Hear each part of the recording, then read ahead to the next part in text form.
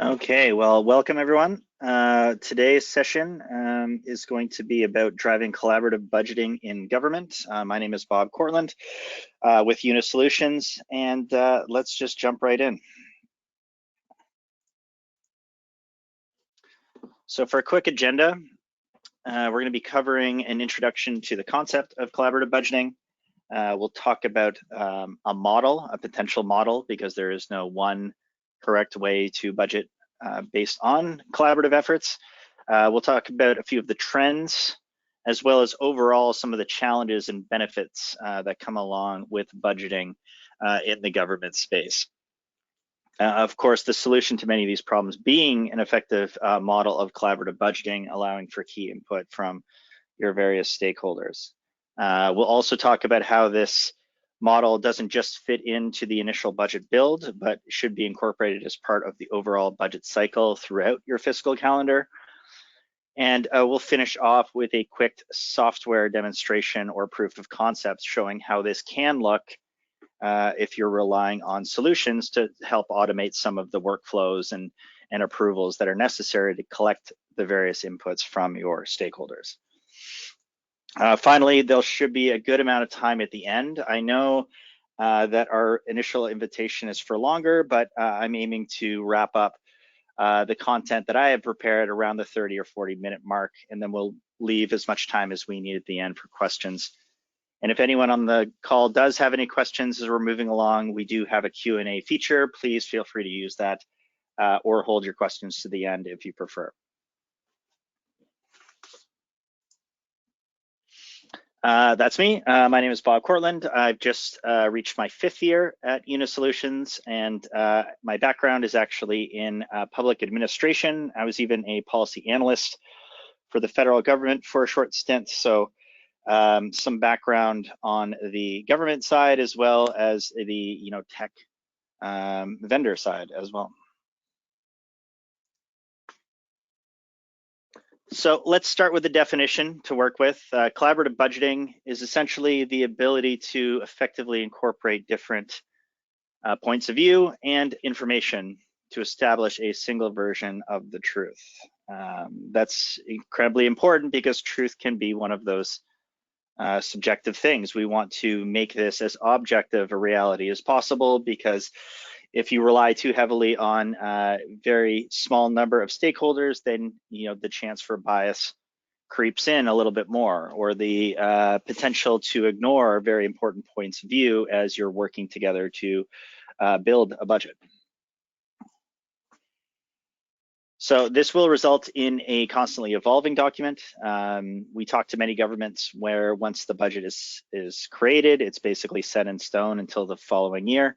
But really, to be more effective and flexible, your document should be constantly evolving over time to reflect some of the changes that can occur not just once a year, but throughout any given year. And having that ability to flexibly adapt to those changing circumstances and scenarios is going to give you higher quality results and hopefully lead to much better outcomes, because ultimately a budget is a reflection of the goals an organization has. Government is certainly no different.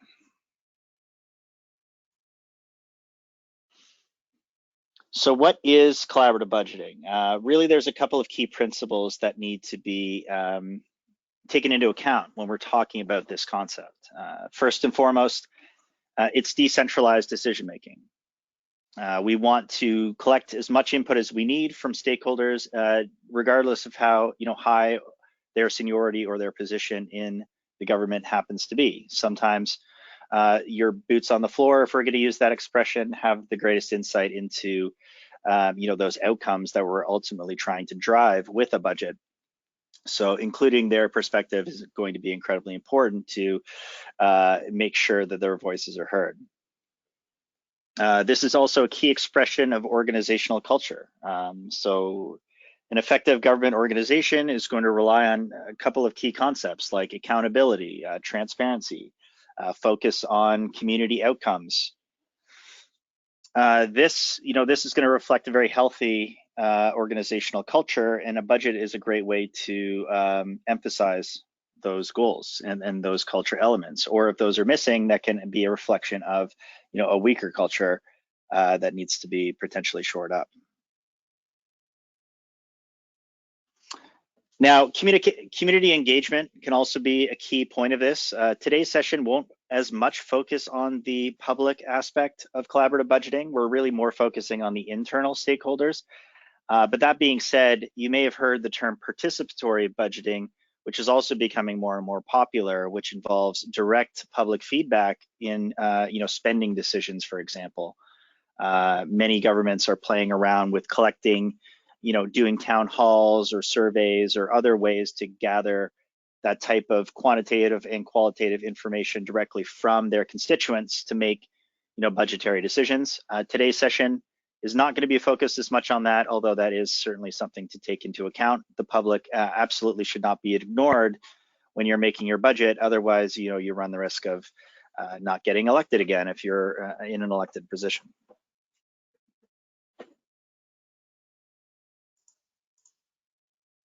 So what is a collaborative budgeting model? Really, we're talking about pushing and pulling from two different areas.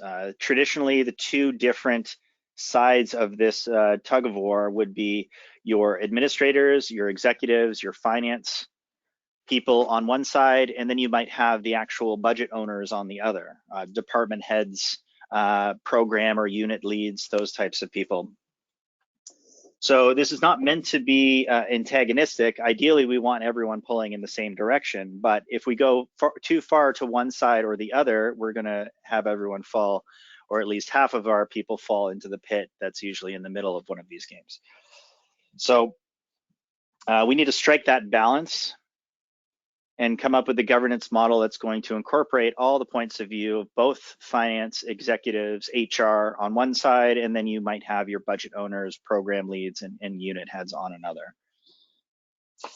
And what works for one particular government, it may not work for another. Sometimes it's necessary for a budgeting situation to be fairly centralized overall, just due to the nature of the type of organization that it is. Or even the size or scale of the organization. If you have a town of 1,000 people, then your ideal model is going to look a lot different than if you are a county or a city with billions of dollars of budget to manage across all of these different departments and stakeholders. So let's look at a theoretical model on the right-hand side. You can see that every model of collaborative budgeting is going to involve several opportunities for stakeholders to submit their 2 cents, if we want to use that expression. So really, it's a way for us to gather and align our priorities as a group collectively, but also pass through the necessary approval steps and measures so that things aren't falling through the cracks, things aren't going or being pushed forward that don't make sense from an organizational perspective. And as you can see, if we do treat and start to treat our budget as a living, evolving document, then this offers opportunities for us to have, version 1, version 2, version 3, as we push through these necessary approval stages. And then security can help us streamline this so that we can make sure that the decision makers at each point in time in the model have the necessary information they need in order to give their particular 2 cents. But of course, this doesn't remove the effort involved in the traditional parties. We still need to go through those necessary steps so that your executives, your finance team still has that ability to go and see what inputs the department leaders and program leaders have put in throughout the process. Security is extremely essential. It's also very essential for us to have a full chain of custody so that if there's ever any sort of discovery situation down the road, you have the ability to pull up exactly who did what and at what point of the budgeting process they did that thing.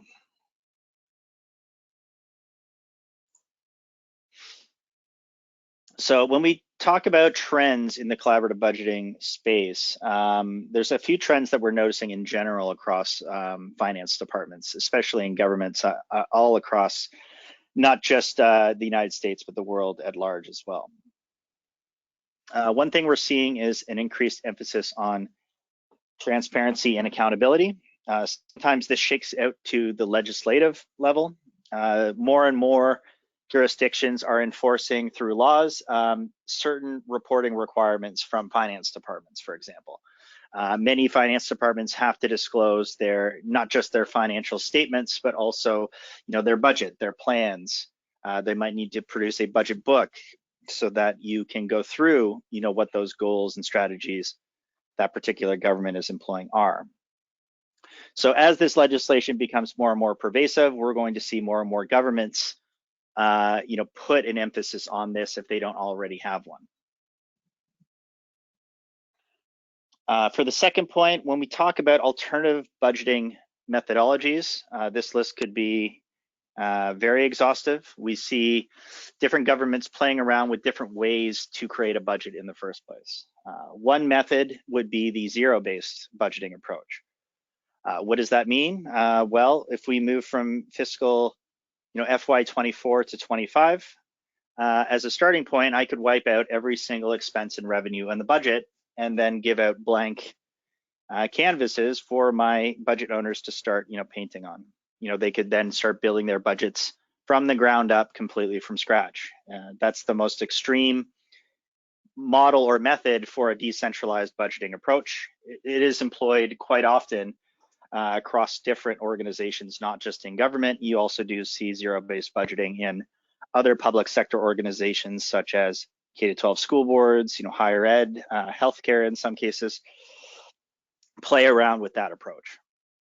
But there are a lot of different approaches. We see things like social budgeting. We see outcomes budgeting. Some organizations are playing around with things like activity-based budgeting. And essentially, most of these are different ways to allocate the budget based on some kind of a goal. Whether we have several strategic goals or objectives that we want to start linking spending to, that might define exactly, which areas of the budget receive more revenues versus others. If there are specific targets that we're trying to meet, that might be something that we explicitly put into our methodology as we build the budget. But by and large, we see a lot of people with fairly traditional budgeting methodologies and approaches, not necessarily because it's the ideal for their organization, simply because that's the way they've been budgeting, and it's too radical to try to introduce some kind of a new method or approach. So typically people will do things like take last year's budget or actuals, adjust for inflation, and then off you go as your starting point for this year. Not to say there's anything wrong with that. None of these methods are necessarily better than the other. It's all going to be dependent on your particular organization's needs. For the third point, increased attention to public input. More and more, we are becoming an online society. It's very easy for governments of all sizes to collect feedback, whether or not they want to receive it from the general public. And it's also very important to curry favor with that same general public if you want there to be a favorable view of your government. So we need mechanisms to be able to gather that public input, or at least help you have those conversations with the public, so that if there are questions around specific areas of spending, you have the mechanisms to be able to share that with a larger audience. Now for the last point, this actually runs counter to this first point and the third to a certain extent, but especially for smaller government organizations, we do see increased centralization over time of budget decision making. Many times we do see, especially in very small towns and cities, and even smaller than towns, things like hamlets, we might see a mayor having fairly unfettered access to the budget, or the head of finance being a one-person shop where 90 or 95% of budget decisions are made by a specific individual. So the advantage to that approach, of course, is that you can have extremely quick decision making, but the disadvantage is you do run into issues if that particular individual may have certain biases. It's also a lot less transparent and accountable depending on how those individuals are hired and stay in place. And then for the last point, increased complexity of the budgeting process. This goes without saying, but technology, softwares are becoming more and more sophisticated. People now, in addition to something like an ERP, they may have multiple enterprise systems that are all necessary to get a coherent picture of the budgeting process. You may have a dedicated HRIS or payroll system. You may have another database that stores information around your project management information. You may have a third database that has things like key performance indicators and non-financial key performance indicators that might be important to the overall budgeting process, especially if you're starting to linking your budget to outcomes. So this complexity, these different silos of information really affect everyone in government, but it's especially painful for the budgeting department who needs input and needs to see at least the numbers from all these different systems to do an effective job of building and managing the budget over time.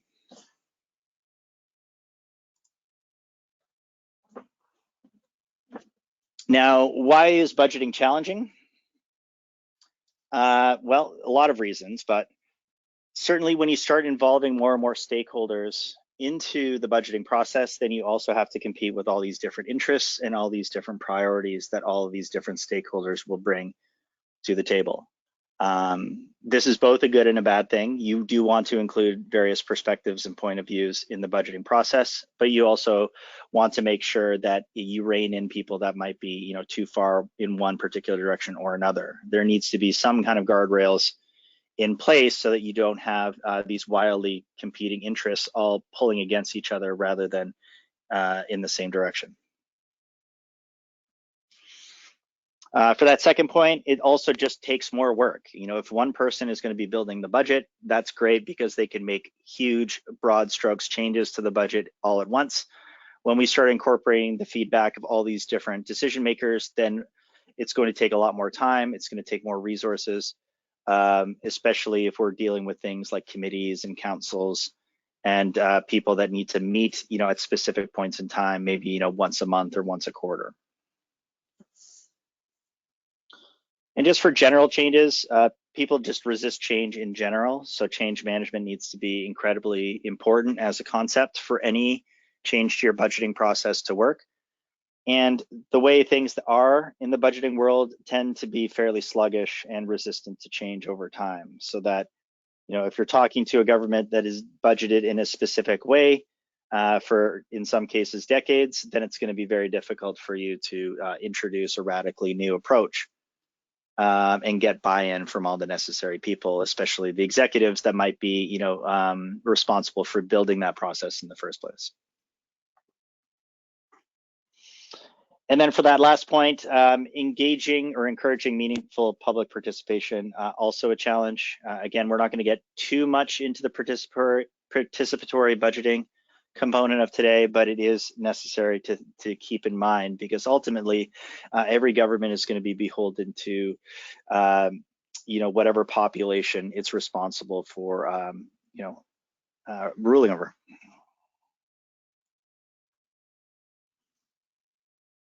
Other aspects or components that makes budgeting difficult, we already mentioned the information overload and just the increasing complexity over time of all of these different enterprise systems and softwares. Integration can be very, tricky word when you start to combine all of these different databases and sophisticated systems.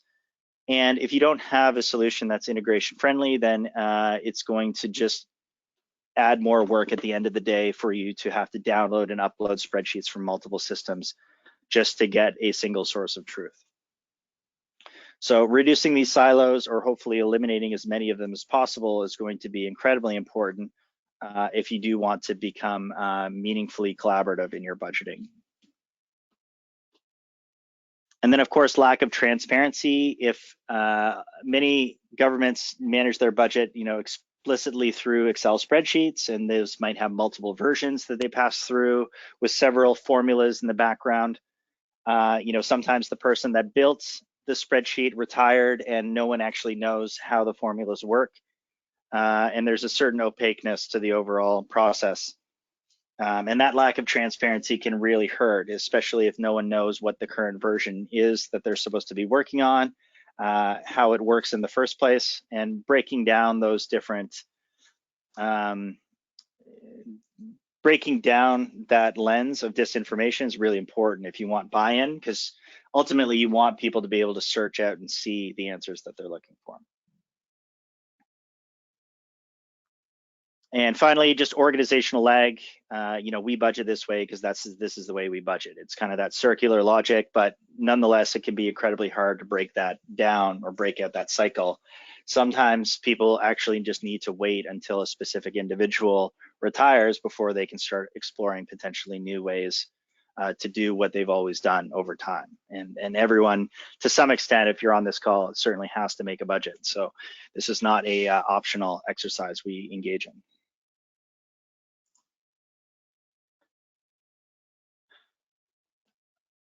Okay, then let's look at some more of the positives, though. Let's look at some of the benefits to a collaborative budgeting approach.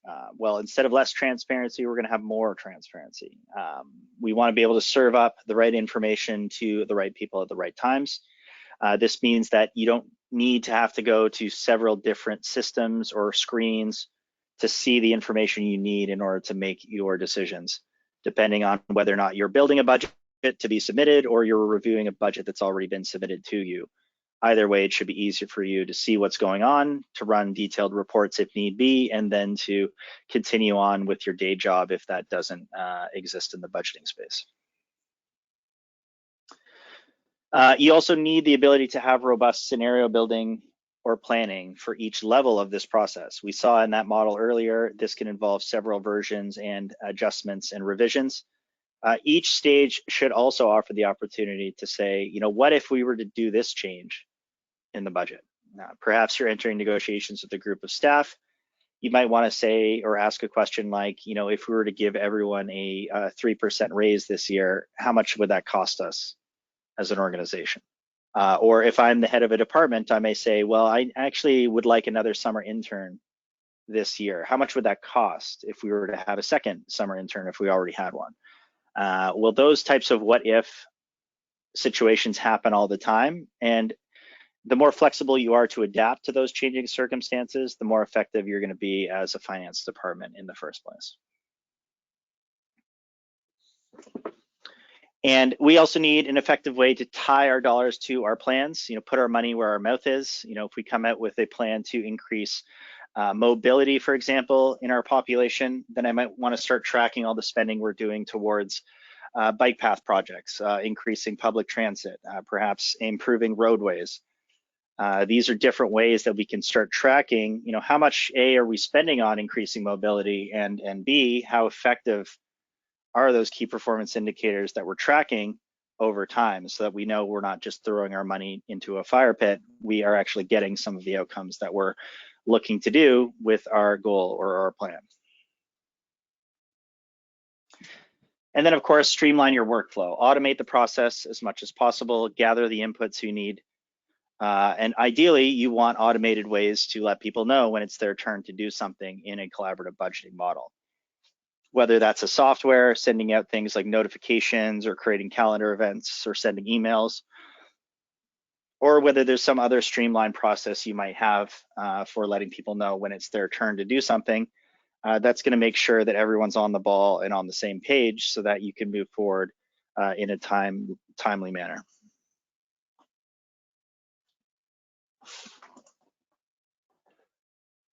Okay, and then many governments, especially the smaller ones, tend to build the budget. They do step 2 really, and then that's it until the following year. But we like to think of budgeting as a continuous cycle throughout the year, and this cycle being circular allows us to also make multiple revisions at each stage to the budget itself. So ideally, you start with some strategic planning. Maybe this is done at a leadership level or an executive level, but certainly should incorporate the feedback of all the relevant stakeholders.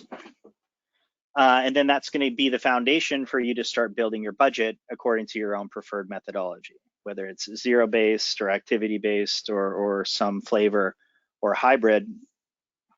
Your stakeholders can participate in building that budget, and then you can carry out the necessary reviews and approval steps necessary to get to that final adopted budget.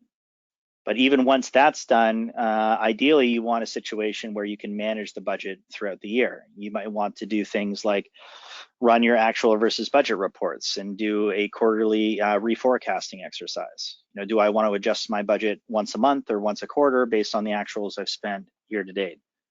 Well, ideally you should be in a situation where your department heads can actually engage in that exercise and then carry out the necessary approvals from that point on.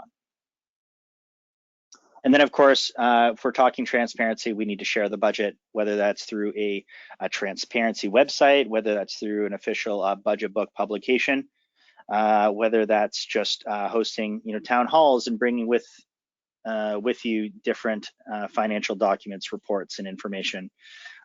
You should be able to share the budget with all of your stakeholders, whether they're internal to the organization or external as well.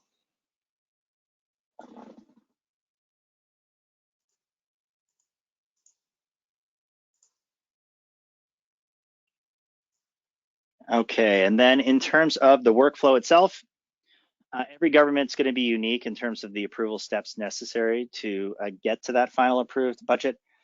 This is an example of a workflow. Ideally, each stage should involve the stakeholders to be automatically notified, and it should also allow for your users to send a budget back to a prior step. So looking at this example, if my finance person was reviewing a particular budget, didn't like something, had follow-up questions for one of the stakeholders, I might want to send that back to the department head or the manager or to a prior stage so that I can get those questions answered and I can get that feedback incorporated before restarting the process and going through those steps again. So very flexible in terms of approvals as a budget build, but also you should have workflow that's also flexible in terms of the budget adjustment. So Questica has a feature called change requests, which can allow you to decentralize the types of requests that can really involve a lot of manual work and waste time and effort from finance departments, from the governments that we speak with. This can be as simple as someone wanting to initiate a budget transfer or issue a budget amendment. But it could also be an entire decision package, which could have impacts to your operating and capital budgets, as well as the personnel side of the budget, if I wanted to request like new headcount or position changes or something like that. And then just to show a quick proof of concept, what I'll do now is get out of our PowerPoint, and then we're going to show what this can look like from a budget department head perspective. So this is Questica Budget. This is our budgeting product. I'm going to log us in manually, although Questica can align with your single sign-on. And Kate Black here is our fictional user who is in charge of the IT department. So in terms of a collaborative budgeting approach, what are the key concepts that we just learned of to make things simple for users like Kate here? Well, first of all, we want some transparency in terms of how their budgets break down. We also want to make it very explicit when there's something that requires Kate's attention. We can do this by embedding items within a dashboard. We can create tasks for users and assign them that way. We can send calendar events and have that shared calendar in Kate's Outlook or Google Calendar, whatever she uses for work. And we can also send out notifications to communicate things like reminders or associate deadlines with some of these tasks that might be approaching. I might get a notification letting me know, hey, your budget is due in 2 weeks, and then a reminder, the week before, emphasizing, that budget that's still outstanding. But either way, we want to make it very easy for users to get pointed to what they need to work on. And in this case, we can see that this IT budget is at the very first phase of department input, which is the workflow we have in this particular demo example. And this is where, as Kate, I could go in and fill in any information I want about my IT department, which could include things like what is my rationale, what are my descriptions, my goals, my justifications. does this particular budget roll up to a department level? Because maybe I don't just want to look at this one IT budget, I want to look at my entire department in one screen. No problem. We can have those roll ups based on whatever your chart of accounts requires. And really, for this process to work, we need to give Kate all of the ability to see all the budget information depending on whatever methodology you prefer. So if this was a zero-based budget approach, I may start from a blank slate at the current budget year. Or in this case, you can see that we have quite a bit of our budget already decided for us, whether that's already been centrally allocated by HR or finance, whether these are different contracts that we have signed already. This will allow us to see the big picture as well as prior historical years of information, like what were my budget and actuals values last year. If I look back in time, what were they in the next 5 years of our forecast? You can choose to forecast really as far as you'd like in the future. And these summary screens are nice because at one glance, I can see that we're spending 1.1-ish million on software and licensing, but I can also expand this GL account to see all of the individual expenses that make up my software expense line. Each one gives the opportunity for us to upload attachments or files to the line item level. And if I had a question around any of these particular contracts, I may want to ask a colleague of mine who's participating in the creation of this budget. So perhaps I have a question around this create print software line. I might want to ask my boss or ask another contributor in my department a question around this particular line item. And just like you would tag a user within a Twitter feed, you could directly tag a user and ask them something like, hey, do you have this contract? Questica will facilitate this collaboration by automatically emailing the different users links, letting them know that, hey, you've actually been mentioned in a comment. This is also a flagged item of conversation now, and everyone can see that we have a conversation between these two users if we were to look.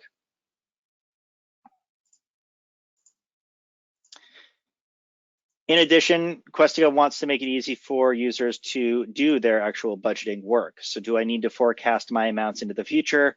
Do I want to make some kind of a change to the budget? Do I want to start linking my budget to different strategic goals or objectives or indicate that it's a one-time cost or not? This should all be very easy for your users to do, as well as to have the ability to promote or demote budgets further along or further behind the process itself.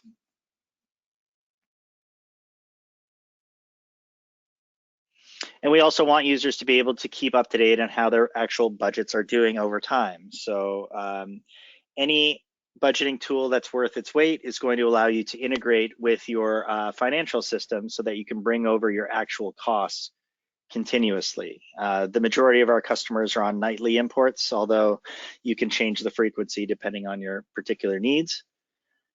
And the nice thing with this budgeting tool in particular is that we can also have a two-way integration, meaning that the budgets that you develop within Questica can also be sent back to update your ERP with the approved final numbers once you've passed through all the potential steps to get to whatever that final approval stage looks like. In this case, you can see that we have a bunch of work to do to get to that point.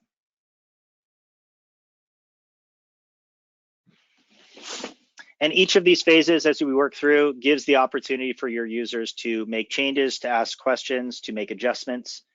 And in terms of transparency, any user with the proper security can also go and run a report saying what actually changed in this budget from what stage to the next. You know, what did the manager change when it got to their, you know, virtual desk? Maybe they added $500 of pens or paper or something like that. You'd be able to see detailed line items with all the adjustments that a manager may have made, that council made, that finance made. And if you need to revert or go back to a prior stage, it's very easy to remove or go back on a decision that was, you know, pending approval.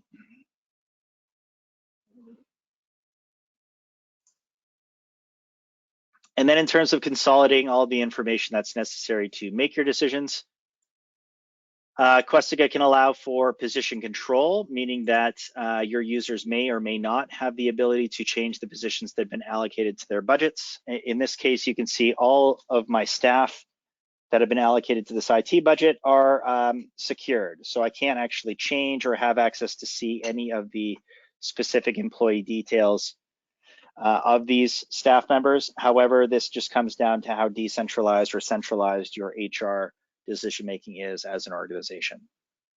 Sometimes, especially in zero-based budget approaches, you might have situations where your budget leads are actually the ones that allocate staff to their own budgets. Other times like this, you can see it could be more centralized or locked down. And we can also put some sensitivity in terms of who needs to see the specific details in terms of compensation of individuals. In this case, I am locked out from seeing any specific information about the individual employees, but I still have the ability to go and see exactly how much of my budget is salaries and benefits as a total. And you can see that there is security on all of this as well, except for perhaps some situations like overtime where there might be some ability for me to massage what is normally centrally allocated.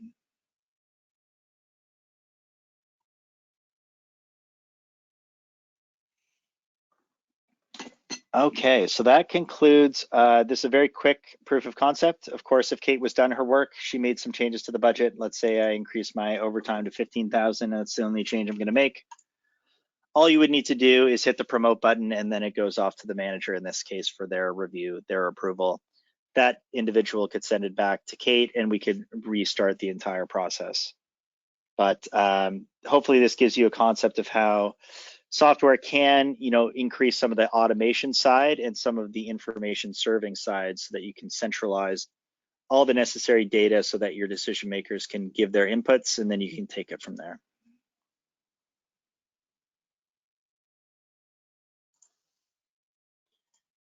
Okay, so let me pull back up my presentation.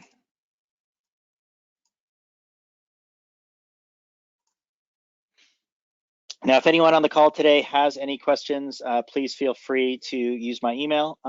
You can see on the screen as well. If you'd like to see a session with your particular team or talk, just generally about how this might be a fit for your organization, please let us know, and I can get you in touch with the right individuals on our side. With that said, if there are any questions, now is a perfect time to ask them.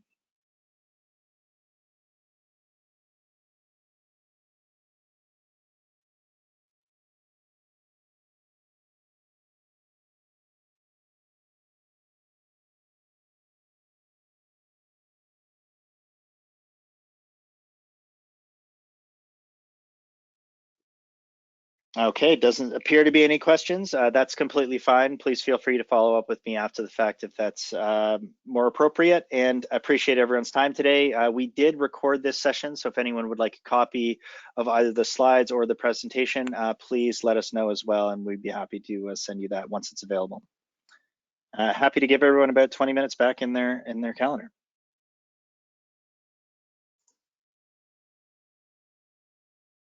Bye, everyone.